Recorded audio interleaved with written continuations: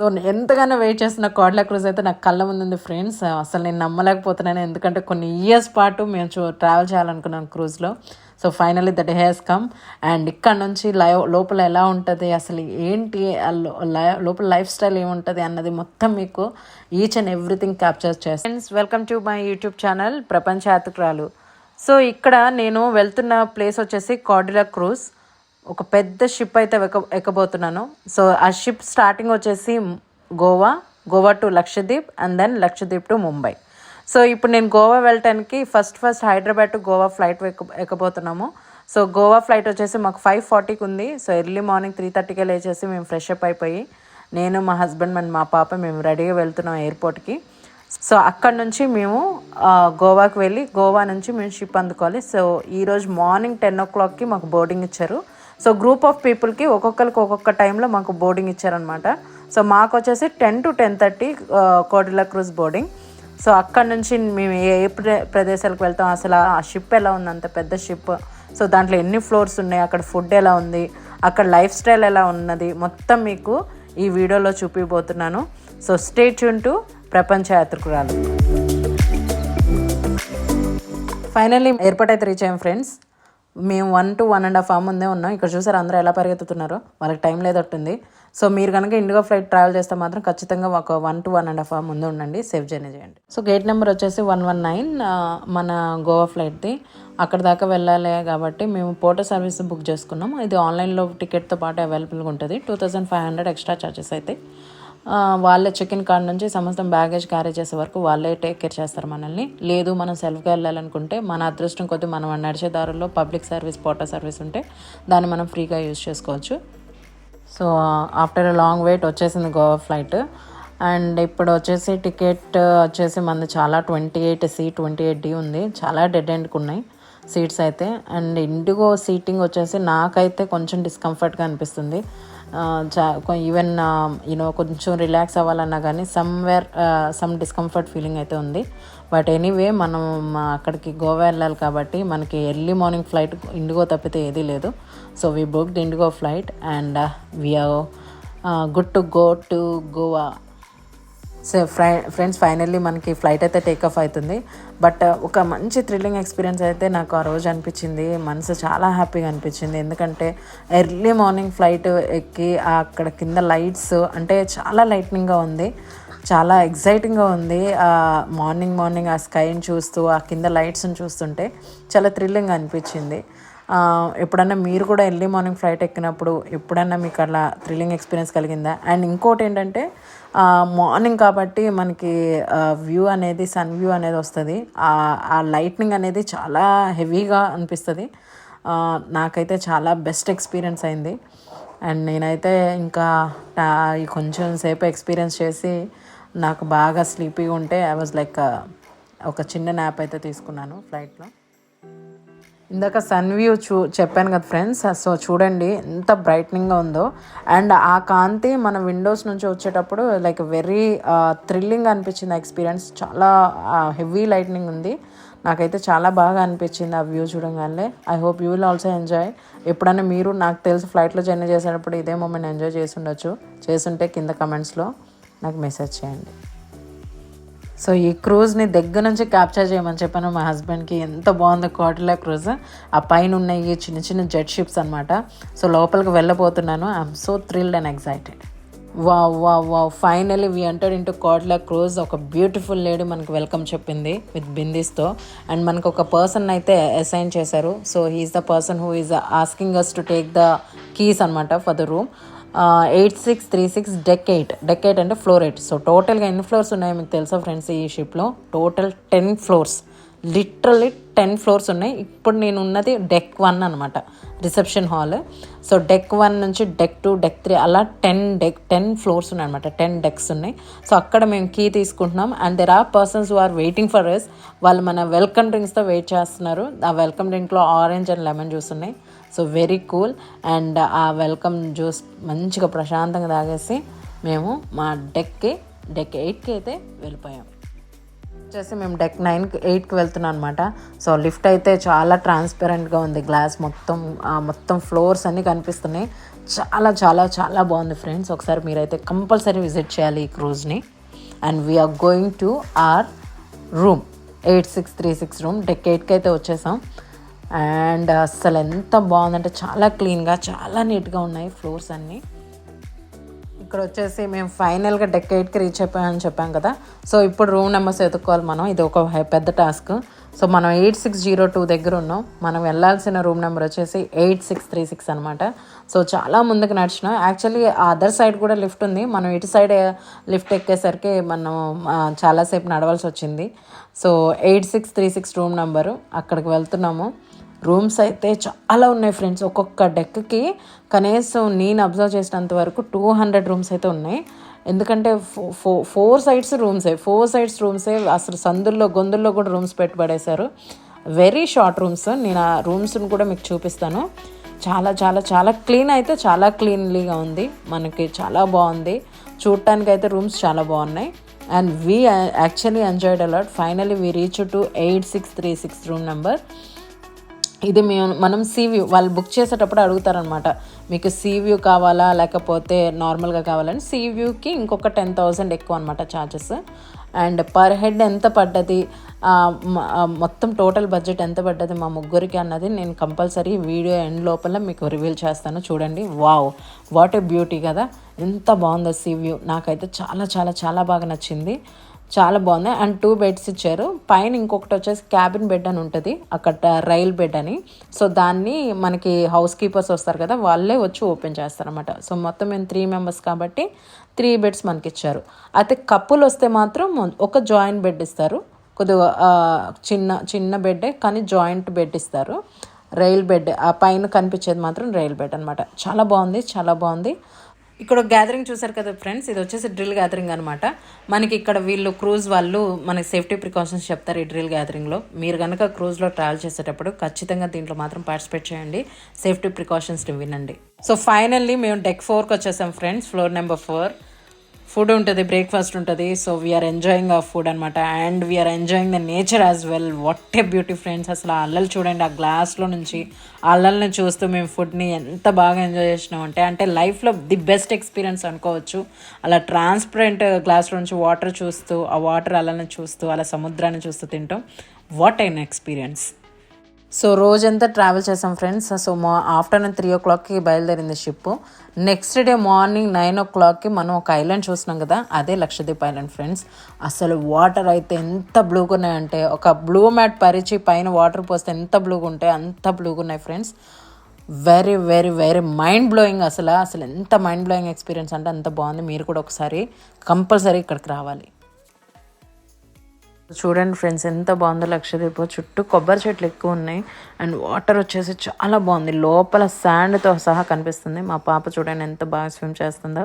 So అక్కడ అంత sand, కింద ఏమున్నాయో కూడా క్లియర్గా అబ్జర్వ్ చేయొచ్చు మనం. అంత క్రిస్టల్ క్లియర్గా ఉన్నాయి వాటర్, చాలా బాగున్నాయి.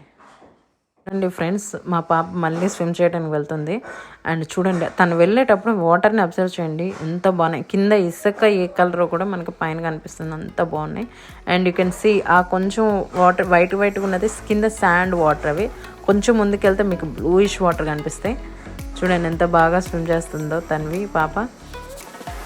సో తనైతే చాలా బాగా ఎంజాయ్ చేసింది ఫ్రెండ్స్. అండ్ నాకైతే లైవ్ ఫిష్ అయితే ఒకటే కనపట్టేది, కానీ డెడ్ ఫిషెస్ చాలా చాలా చాలా కనపట్టాయి. ఒక 4-5 దాకా డెడ్ ఫిషెస్ కనపట్టాయి. సో ఆ బోట్స్ తగిలి, వాటర్ రైడ్స్ చేస్తారు కదా, ఆ బోట్స్ తగిలి చనిపోయి ఒడ్డు కొట్టుకొచ్చే ఫిషెస్ చాలా ఉన్నాయి అక్కడ.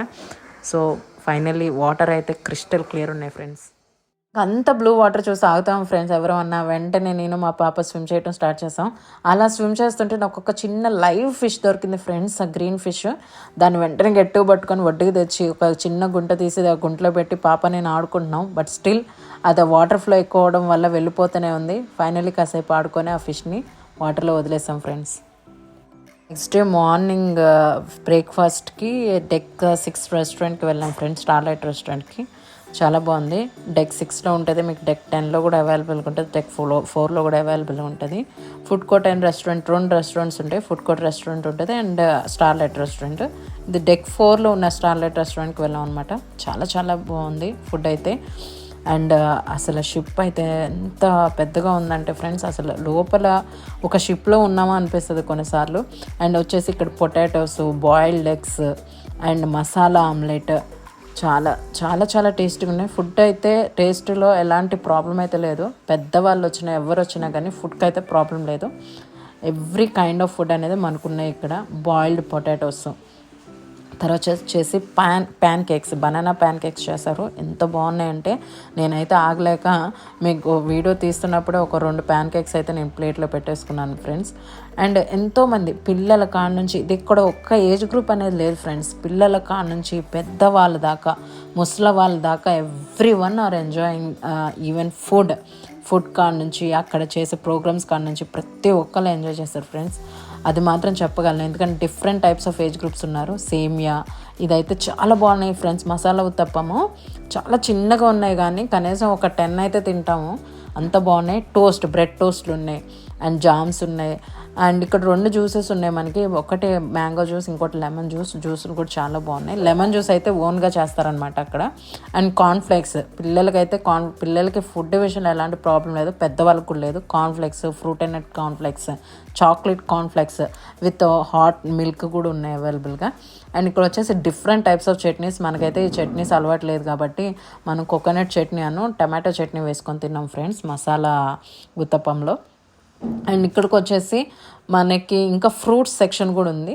ఫ్రూట్ సెక్షన్ వచ్చేసి డిఫరెంట్ టైప్స్ ఆఫ్ ఫ్రూట్స్ ఉన్నాయి ఫ్రెండ్స్. మనకి అవి ఉంటాయో చూపిస్తాను చూడండి.